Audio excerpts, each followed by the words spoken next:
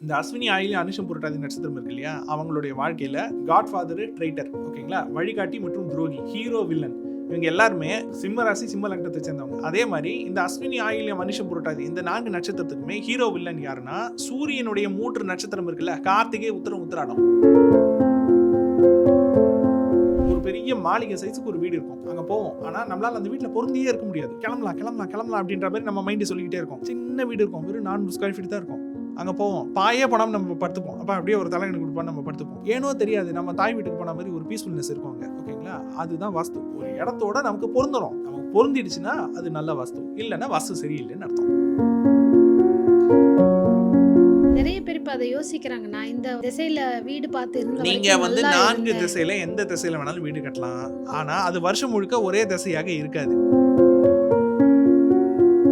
கற்பழிப்பு, கொலை, கிரைம், ஒருத்தரை குத்திட்டாங்க, கொலை பண்ணிட்டாங்கன்னு சொல்லிட்டு இதே மாதிரி விஷயங்கள் தான் கேள்விப்படணும்.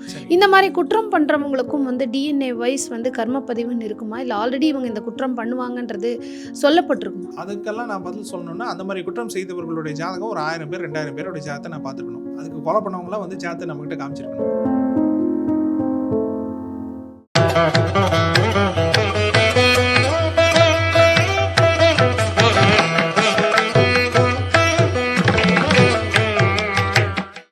டிவி நேயர்களுக்கு வணக்கம். நான் லதா சுப்ரமணியன். இன்னைக்கு நம்ம கூட இணைஞ்சிருக்கிற சிறப்பு விருந்தினர் டிஎன்ஏ அஸ்ட்ராலஜியோட ஃபவுண்டர் திரு விஷால் அவர்கள். சார் வணக்கம். வணக்கம். இந்த கர்மாவில் இருக்கக்கூடியவங்க, இந்த கர்மாவில் இருக்கிறவங்க தான் திருமணம் பண்ணுவாங்க அப்படின்னு சொல்லும்போது நீங்கள் எந்த பேட்டர்னை சொல்ல விரும்புறீங்க? இல்லை, அப்படி குறிப்பிட்ட கர்மான்னு இல்லை, திருமணத்துக்கான பேட்டர்ன் வந்து வேற. ஓகே, இது வந்து அதுக்கான ஃபார்முலா வாழ்க்கை முறைக்கான ஒரு விஷயத்தை சொல்றேன். ஆமா, இப்போ ஒரு கர்மா நீங்க சொல்றீங்க, அந்த கர்மாக்கான ஜெனரலான விஷயங்களை பத்தி நம்ம வந்து பேசிட்டு இருக்கோம். இப்போ நீங்க சூரியன் கர்மால இருக்கவங்க இந்த ஒரு 4 நட்சத்திரம் சொன்னோம், அஸ்வினி சொன்னோம், ஆயில்யம் சொன்னோம், அனுஷம் புரட்டாதி சொல்றோம். இப்போ இவங்களுக்கு காமனா அவங்க லைஃப்ல எல்லாரோட லைஃப்லயும் ஹீரோ வில்லன் இருப்பாங்க. அதாவது எப்படின்னா, நம்ம லைஃப்ல நம்மளால மறக்க முடியாதவங்க 2 பேர். ஒன்று வந்து நம்மளை வந்து மிக உயரத்தில் கொண்டு போய் அந்த உச்சாணி கொம்பில் கொண்டு போய் உட்கார வச்சவங்க, நம்மளுடைய வளர்ச்சிக்கு ஒரு பிள்ளையார் சொல்லி போட்டிருப்பாங்கல்ல. நிச்சயமாக இவரை சந்திக்கிறதுக்கு முன்னாடி நல்லா ஒன்றுமே இல்லைங்க, இவர் தான் முதல்ல எனக்கு இந்த விஷயத்தை சொல்லி கொடுத்தாரு, இவர் தான் நமக்கு தொட்டு கொடுத்தாரு, இவர் தான் நமக்கு காட்ஃபாதர், ஃபர்ஸ்ட் நமக்கு இந்த விஷயத்துக்குள்ளே நான் வரத்துக்கு இவர் தான் காரணமாக இருந்தார். ஒன்று, இன்னி வரைக்கும் எனக்கு ஒருத்தர் சப்போர்ட் பண்ணிட்டு இருக்காரு, என்னுடைய வளர்ச்சிக்கு பின்னாடி இருந்து ஒருத்தர் ஊன்றுகோலாக இருக்கிறார் அப்படின்னு சொல்லுவோம். அதே மாதிரி துரோகியை மறக்கவே முடியாது, கண்டிப்பாக மறக்க முடியாது. நல்ல உயரத்தில் இருந்தேன், அவனை சந்தித்தேன், மேலேருந்து கீழே விழுந்தேன் சொல்லுவாங்க இல்லையா. இப்போது இவங்க 2 பேருமே இந்த அஸ்வினி ஆயில்யம் மனுஷம் புரட்டாதி நட்சத்திரத்துக்கு ஒரே மாதிரி பேட்டர்ன் கொண்டவங்க தான். இந்த அஸ்வினி ஆயில்யம் அனுஷம் புரட்டாதி நட்சத்திரம் இருக்கு இல்லையா, அவங்களுடைய வாழ்க்கையில் காட்ஃபாதர், ட்ரைட்டர், ஓகேங்களா, வழிகாட்டி மற்றும் துரோகி, ஹீரோ, வில்லன், இவங்க எல்லாருமே சிம்ம ராசி சிம்ம லக்னத்தை சேர்ந்தவங்க. சுற்றி அவங்க கிட்ட தான் வருவாங்க. சிம்ம ராசி சிம்ம லக்னத்தை சேர்ந்தவங்க. அதே மாதிரி இந்த அஸ்வினி ஆயில்யம் மனுஷம் புரட்டாதி இந்த 4 நட்சத்திரத்துக்குமே ஹீரோ வில்லன் யாருன்னா சூரியனுடைய 3 நட்சத்திரம் இருக்குல்ல, கார்த்திகை, உத்திரம், உத்திராடம், அந்த நட்சத்திரத்தை சேர்ந்தவங்க. அவங்க குடும்பத்திலையும் அவங்களுடைய ஃப்ரெண்ட் சர்க்கிள்லையும் நல்லது கெட்டதுக்கு நிற்பாங்கல்ல 2 பேர். ஆமாம், ஓகேங்களா. ஒருத்தவங்க ஃப்ளவர் கொடுக்குறவங்க, இன்னொருத்தவங்க வந்து அடி கொடுக்குறவங்க. எல்லாருமே பாருங்க, இந்த 3 நட்சத்திரம் சிம்ம ராசி சிம்ம லக்னத்தை சேர்ந்தவங்களா இருப்பாங்க.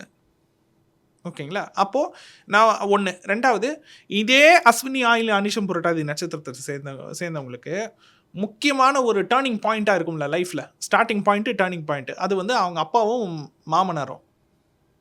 எதிர் அப்பா மூலியமா இல்லை மாமனார் மூலியமா, ஓகேங்களா. ஒருத்தர் நெகட்டிவாக இருந்தால் இன்னொருத்தர் பாசிட்டிவ். நான் ஏற்கனவே சொன்ன மாதிரி ஒருத்தர் வந்து ரொம்ப சூப்பராக இருந்தாருன்னா இன்னொருத்தர் டம்மி, ஓகேங்களா. அப்போது இவங்கெல்லாம் என்ன கேட்குறாங்க, சார் இதில் எது சார் நல்லது கெட்டது? நல்லதோ அதுதான், கெட்டதோ அதுதான், ஜாக்கிரதையாக தான் இருக்கணும், ஓகேங்களா. அதே மாதிரி அஸ்வினி ஆயில்யம் மனுஷம் புரட்டாதி இவங்களால மறக்கவே முடியாது என்னன்னா, வாழ்க்கையில் அவங்க சந்திக்கிற மருத்துவர்கள், மருத்துவர் மூலியமாக நல்லது, மருத்துவத்தின் மூலியமாகவே கெட்டது.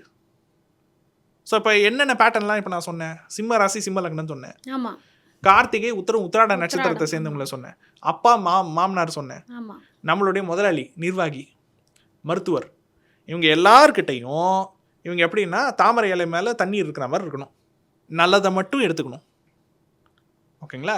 கெட்டதை ஒதுக்கிடணும். அப்படின்னா என்ன அர்த்தம்னா, இவங்களை கண்மூடித்தனமாக ஒதுக்கக்கூடாது. வேண்டாம் இவங்களால எனக்கு கெட்டதுன்னு ஒதுக்கக்கூடாது, கண்மூடித்தனமாக ஒதுக்கக்கூடாது. ஏன்னா கண்மூடித்தனமாக நம்ம ஏதாச்சும் ஒரு அவங்க மூலியமாக ஏதாச்சும் ஒரு நல்ல வாய்ப்பை இழக்க வேண்டியது இருக்கும். ஓகே. அதே சமயம் கண்மூடித்தனமா நம்பவும் கூடாது. துரோகத்தையும் கண்மூடித்தனமா ஏத்துக்க கூடாது. அதே சமயம் கண்மூடித்தனமா அவங்க சொல்ற எல்லா விஷயத்தையும் நிராகரிக்கவும் கூடாது. ஓகே. ஓகேண்ணா. இந்த மாதிரி ஒவ்வொரு கர்மாவை சேர்ந்தவங்களுக்கும் அவங்கள சுத்தி அந்த கர்மா சம்பந்தப்பட்ட ஆட்கள் தான் இருப்பாங்க.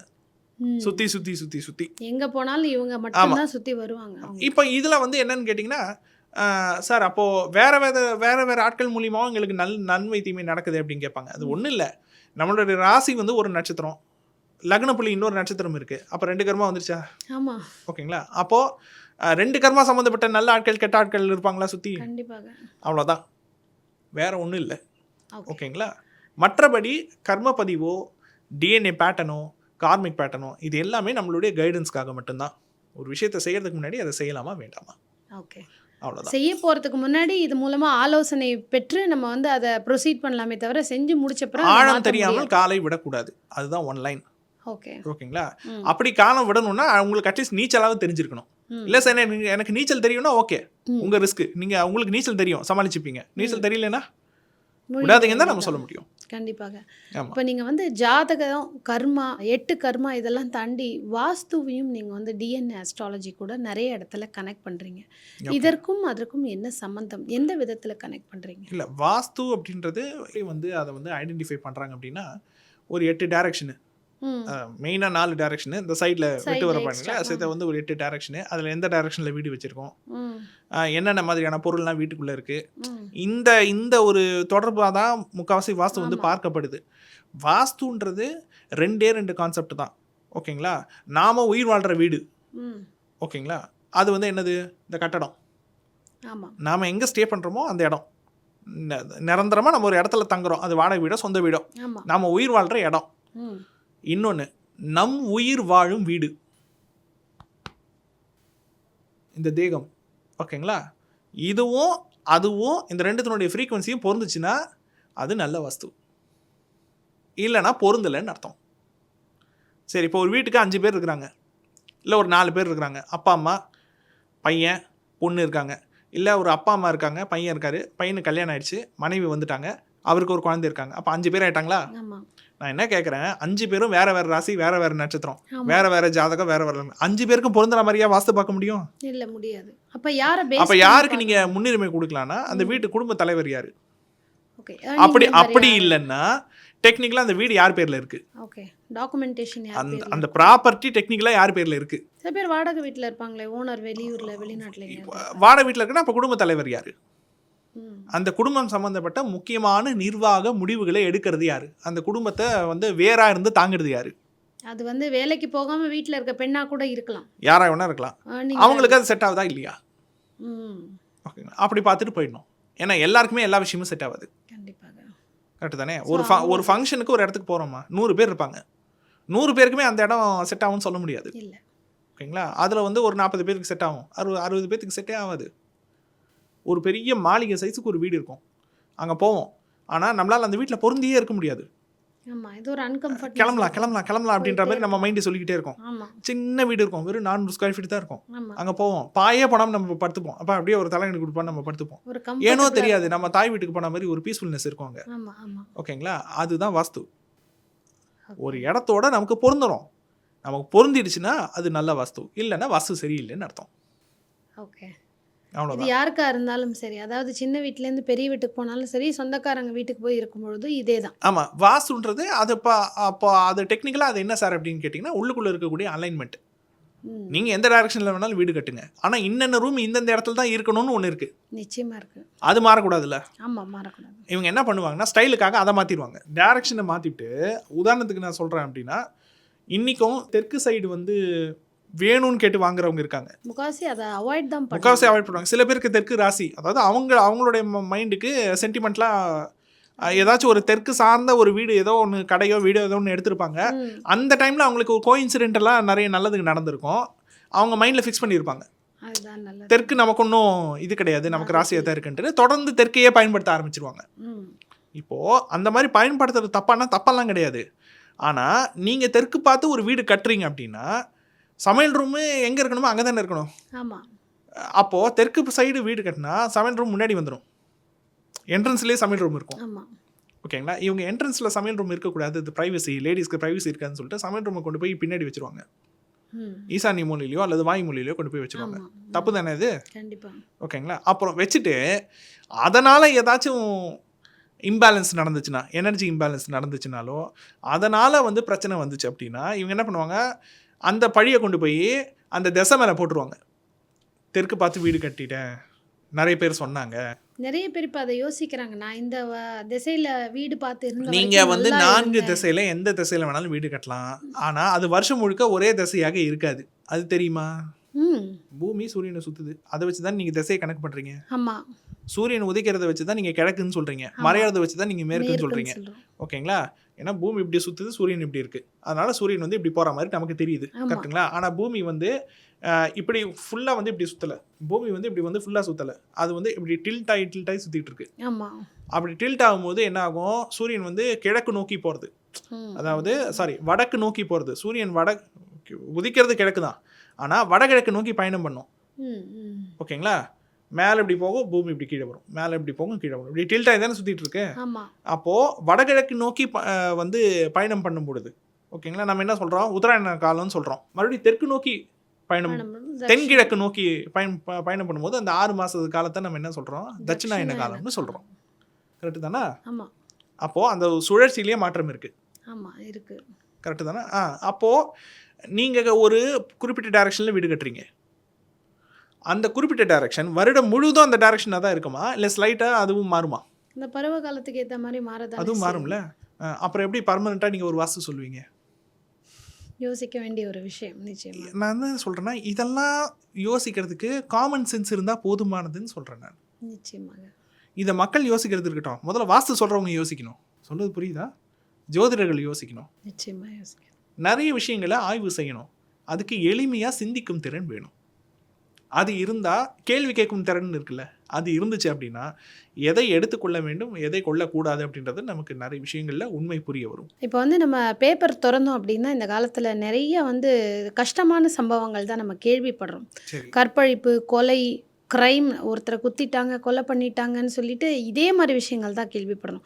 இந்த மாதிரி குற்றம் பண்ணுறவங்களுக்கும் வந்து டிஎன்ஏ வைஸ் வந்து கர்மப்பதிவுன்னு இருக்குமா, இல்லை ஆல்ரெடி இவங்க இந்த குற்றம் பண்ணுவாங்கன்றது சொல்லப்பட்டிருக்குமா? அதுக்கெல்லாம் நான் பதில் சொல்லணுன்னா, அந்த மாதிரி குற்றம் செய்தவர்களுடைய ஜாதகம் ஒரு 1000 பேர் 2000 பேரோட ஜாதகத்தை நான் பார்த்துருக்கணும். அதுக்கு கொலை பண்ணவங்களாம் வந்து ஜாதகத்தை நம்மகிட்ட காமிச்சிருக்கணும். கரெக்டு தானே? நம்ம பார்த்தா தானே நம்ம அந்த அனுபவத்தை வச்சு நம்ம பேச முடியும். நம்ம பார்க்காத ஒரு விஷயத்தினுடைய அனுபவத்தை பற்றி நம்ம பேச முடியாது. கண்டிப்பாக. நியூஸ் பேப்பரில் அந்த நியூஸ் தொடர்ந்து வரதுக்கு காரணம் நமக்கு அந்த மாதிரி நியூஸ் தான் பிடிக்குது. இன்று காலை மாடு வந்து கண்ணு போட்டுச்சு, சந்தோஷமாக கொண்டு போய் பால் விற்றாரு. அப்போ இந்த வருஷம் இவருக்கு வந்து தொழிலில் பார்த்திங்கன்னா இது வரைக்கும் அடைஞ்ச லாபத்தை விட நல்ல லாபத்தை அடைஞ்சிருக்காரு, அதனால் அவரும் அவருடைய குடும்பமும் மிக மகிழ்ச்சியாக இருந்திருக்காங்க அப்படின்னு சொல்லிட்டு எல்லாமே சிரிக்கிற மாதிரி ஒரு ஃபோட்டோ போடுறாங்க. படிப்போமா நம்ம? பார்ப்போமா? எப்போவுமே இருந்ததை விட இந்த வருடம் வந்து இவர் ஒரு குறிப்பிட்ட நபருடைய விவசாய நிலத்தில் மகசூல் இந்த விளைச்சல் நல்லா வந்திருக்கு, நல்லா எதிர்பார்த்த விளைச்சலை விட அதிகமாக வந்திருக்கு, மழை வந்து ஏமாத்தாமல் கரெக்டாக பெஞ்சிருக்கு அப்படின்னு ஒரு நியூஸ் போடுறாங்க. படிப்போமா நம்ம? மழை வெள்ளத்தால் பாதிக்கப்பட்ட பகுதி, பயிர்கள் சேதம், விவசாயிகள் வருத்தம்னு சொல்லிட்டு இப்படி பயிர் இப்படி வச்சுட்டு இப்படி செத்து போச்சுன்னு காமிச்சிட்டு இருப்பாங்க. அதுதானே ஃப்ரண்ட் பேஜில் போடுறீங்க. ஏன் நெகட்டிவ் மக்களுக்கு நெகட்டிவ், அது என்ன சொல்கிறது, அவங்களுடைய மனசு டிஃபால்ட்டாக நெகட்டிவ் தேடுது. ஓகேங்களா? அதனால் என்ன பண்ணுறது, நம்ம ஆட்கள் என்ன பண்ணுறாங்க, மக்கள் பார்வைக்கு எது அதிகமாக அவங்க விரும்புகிறாங்க அதை பார்த்துட்டு அந்த விஷயமாக தான் கொண்டு போய் போடுறாங்க. இது நீங்கள் இந்த கிரைமுக்கு சொல்கிறீங்க, சில பேர் ஃபேமிலி நல்லா இருக்கும், இந்த மாதிரி எந்த ஒரு இறக்குறாங்களே, இவங்களுக்கெல்லாம் எந்த மாதிரி கர்மப்பதிவு இருக்கும்? ஆக்சிடென்ட்ல இறக்குறது அப்படின்றது ஓகே, அதுக்கெல்லாம் பேட்டர்ன் இருக்கா, இருக்கு. ஆனால் இந்த ஃபேமிலியில் இவங்க கண்டிப்பாக ஆக்சிடென்ட் ஆகியே தீரும், இவர்களுக்கு ஆகாத நிறைய கிடையாது. தொடர்ந்து தலைமுறையாக வந்து ஆக்சிடென்ட்ல போனவங்க தான் இருப்பாங்க, கேள்விப்பட்டிருக்கோம் அந்த மாதிரி. அதுதான்மா காமன் பேட்டர்ன்லாம் இருக்கும் அவங்க ஜாதகத்தில், இல்லாமல்லாம் இல்லை. ஓகேங்களா? ஆனால் கண்டிப்பாக அவங்களுக்கு ஆக்சிடென்ட் நடந்தே தீரும் நீங்கள் எப்படி சொல்லுவீங்க? இல்லை, அது இன்சிடென்ட் தொடர்ந்து நடந்துகிட்டே வரும்போது அது ஒரு நம்பிக்கையை உருவாக்கும். என்ன பண்ணலாம் அப்படின்னா அதுக்கான பேட்டர்ன் இருக்குது. இப்போ ஏற்கனவே இதே பேட்டர்னில் ஒரு 300 ஜாதகம் 500 ஜாதகம் நான் பார்த்துட்டேன், கரெக்டாக அவங்களுக்குலாம் ஆக்சிடென்ட் நடந்திருக்கு. அதே மாதிரி பேட்டர்ன் உங்கள் ஜாதகத்தில் இருக்குது, நீங்கள் கொஞ்சம் கவனத்தோடு இருந்துக்குங்க அப்படின்னு சொல்லலாம். அதுக்காக உங்கள் தலையிலும் பிரம்மா உங்களுக்கு இந்த தேதி இந்த நாளில் நீங்கள் விபத்தில் இறந்து போவீர்கள் என்று எழுதிவிட்டார். அப்படி சொல்லாமா? இல்லை, அப்படி சொல்ல வேண்டாம். நம்ம ஜாக்கிரதையாக இருக்கிறதுக்கு ஏதானும் இந்த மாதிரி பேட்டர்ன் அதுதான் இருக்கா? சொல்கிறேன், பேட்டர்ன்லாம் இருக்குது. ஓகே, அது என்ன மாதிரி பேட்டர்ன் இருக்கும்? பேட்டர்னா என்ன? ராகு கர்மா சம்மந்தப்படணும், அவரோட லக்னத்தோட சம்மந்தப்படணும். ஓகே. ஆமாம். அதுக்கு வந்து நீங்கள் இவ்வளோ காலமாக ட்ரெடிஷனில் ஃபாலோ பண்ணிகிட்டு இருக்க ஒரு வரையறைன்னு இருக்குல்ல, அதெல்லாம் அந்த பவுண்டரிலாம் நீங்கள் உடைக்கணும். இயற்கை சுப கிரகமான குருவுடைய தொடர்பு லக்னத்தோடு இருக்கிறது. பாக்கியாதிபதினு சொல்லக்கூடிய 9ஆம் அதிபதியினுடைய தொடர்பு லக்னத்தோடு இருக்கிறது. 1-9 தொடர்பு, 1ஓட குரு தொடர்பு, வீடே தனுசு வீடாக இருக்கிறது. லக்னாதிபதியே பூசம் விசாக சதய நட்சத்திரத்தில் இருக்கிறது. பொதுவாக அந்த குருன்னு நீங்கள் குறிப்பிடப்படக்கூடிய கிரகத்தை உண்மையிலேயே அதிர்ஷ்டமாக தானே சொல்கிறாங்க. குரு பார்வை இருந்தால் தான் குழந்தை பிறக்கும், கல்யாணமாகும், வேலை, தொழில் எல்லாத்துக்கும் குருவும் சுக்கிரனையும் தானே பெருசாக வந்து சொல்லிட்டு இருக்காங்க. நீங்கள் அந்த குருவையே வந்து இந்த மாதிரி ஒரு பெருசாக சொல்கிறாங்க. ஓகே, கர்ம பதிவா எடுத்துக்கிறீங்க. பெருசாக சொல்கிறாங்க. அதுக்கு எத்தனை ரெஃபரன்சஸ் இருக்குது, எத்தனை ஜாதகங்கள் ரெஃபரன்சஸ் இருக்குது? கேட்குறவங்க ஒருத்தவங்களோட ஜாதகம் அது பழிச்சிருச்சுன்னா உடனே தூக்கி வச்சு கொண்டாட முடியாது. பேட்டர்ன் சேரணும்ல. நிச்சயமாக. பேட்டர்ன் சேர்ந்துச்சுன்னா நம்ம ஒத்துக்கலாம். இன்றைக்கும் பார்த்தீங்கன்னா இந்த டிஎன்ஏ அஸ்ட்ராலஜி படி இன்னும் நம்ம ரிசர்ச் பண்ணி உங்ககிட்டேருந்து நிறைய விஷயங்கள் கேட்க அடுத்தடுத்து தெரிஞ்சுக்கணுங்கிற ஆர்வம் தான் வருது. தொடர்ந்து அடுத்த பதிவுகள்லையும் இன்னும் நேயர்களோட கமெண்ட்ஸில் இன்னும் அவங்களுக்கு என்ன சந்தேகங்கள் வருது, இன்னும் நம்மளுடைய கேள்விகளும் நிறையா இருக்குது. தொடர்ந்து அடுத்த பதிவில் பார்க்கலாம் சார். நன்றி.